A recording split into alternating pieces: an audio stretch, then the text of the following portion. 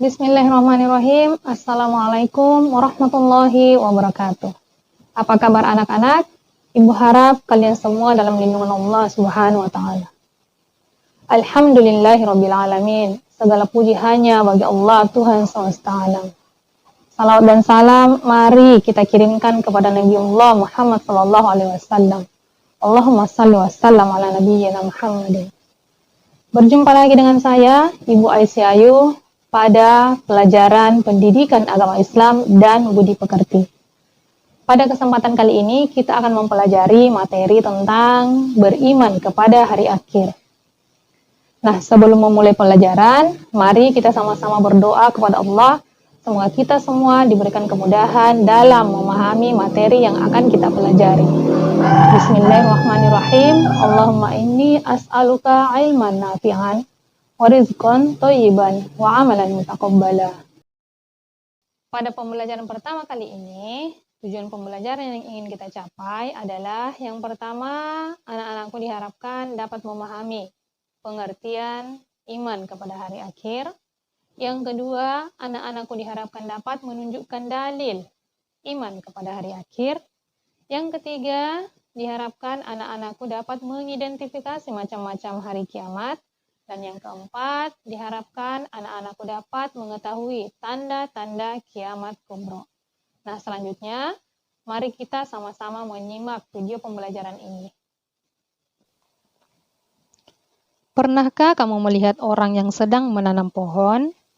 Orang yang menanam pohon mangga tentu berharap kelak akan memanen buah mangga. Mereka yang menanam padi berharap akan memanen padi.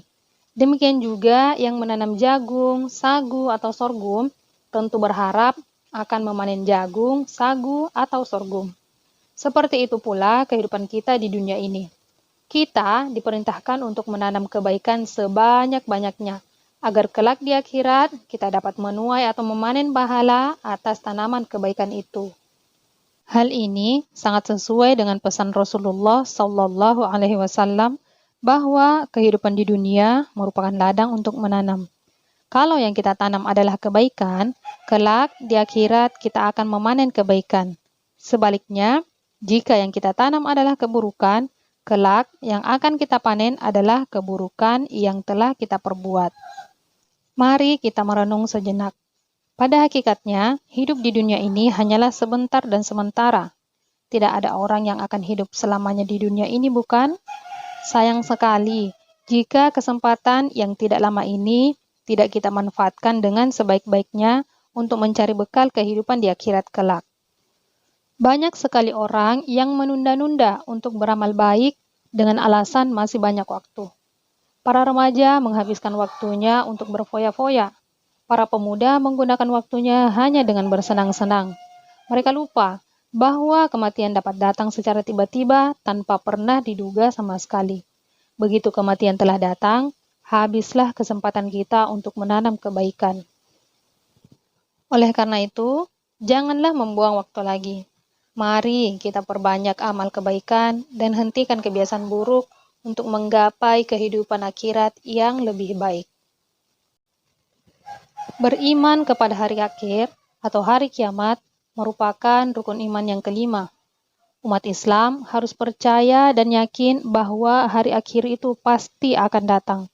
Kelak, manusia akan dibangkitkan kembali dari kubur untuk menerima pengadilan Allah Subhanahu wa taala. Perhatikanlah firman Allah Subhanahu wa taala berikut ini. A'udzu billahi minasy syaithanir rajim. Wa anna as-sa'ata atiyatun la raiba fiha wa anna Allaha yab'atsu man fil qubur. Artinya, dan sungguh hari kiamat itu pasti datang. Tidak ada keraguan padanya. Dan sungguh Allah akan membangkitkan siapapun yang di dalam kubur. Al-Quran, Surah Al-Hajj, ayat ke-7. Iman kepada hari akhir adalah meyakini bahwa seluruh alam, termasuk dunia dan seisinya, akan mengalami kehancuran. Hari akhir ditandai dengan ditiupnya trompet malaikat Israfil. Dijelaskan bahwa pada hari itu, daratan, lautan, dan benda-benda langit porak-poranda. Gunung-gunung meletus, hancur, dan berhamburan. Lautan meluap dan menumpahkan seluruh isinya. Benda-benda yang ada di langit bergerak tanpa kendali. Bintang, planet, dan bulan saling bertabrakan. Seluruh manusia menjadi panik. Mereka berlari pontang-panting dan tidak sempat lagi mengenali sanak saudaranya. Semua ingin menyelamatkan diri, namun akhirnya semua mati, hancur, dan menghadap Ilahi. Tidak hanya manusia yang mati, seluruh tumbuhan, hewan, kuman, bakteri, virus, jin, dan syaitan juga mengalami kematian. Maha besar Allah atas segala kuasanya. Para ulama mengelompokkan kiamat menjadi dua macam, yaitu kiamat sugro dan kiamat kubro. Kiamat sugro atau kiamat kecil yaitu terjadinya kematian yang menimpa umat manusia. Misalnya, matinya seseorang karena sakit, kecelakaan, musibah tsunami, banjir, tanah longsor, dan lain sebagainya. Peristiwa kiamat kecil berupa kematian sudah sering kita lihat dalam kehidupan sehari-hari. Kiamat kecil itu merupakan akhir dari kehidupan orang-orang yang mengalaminya. Bagi yang masih hidup, hal ini menjadi pelajaran yang sangat berharga, bahwa pada saatnya kita juga akan mengalaminya. Jenis kiamat yang kedua yaitu kiamat kubro, atau disebut juga dengan kiamat besar, yaitu terjadinya kematian dan kehancuran yang menimpa seluruh alam semesta. Dunia porak-poranda, rusak, dan hancur. Kehidupan manusia akan berganti dengan alam yang baru, yakni alam akhirat. Kiamat kubro dialami oleh seluruh makhluk hidup di jagat raya tanpa terkecuali.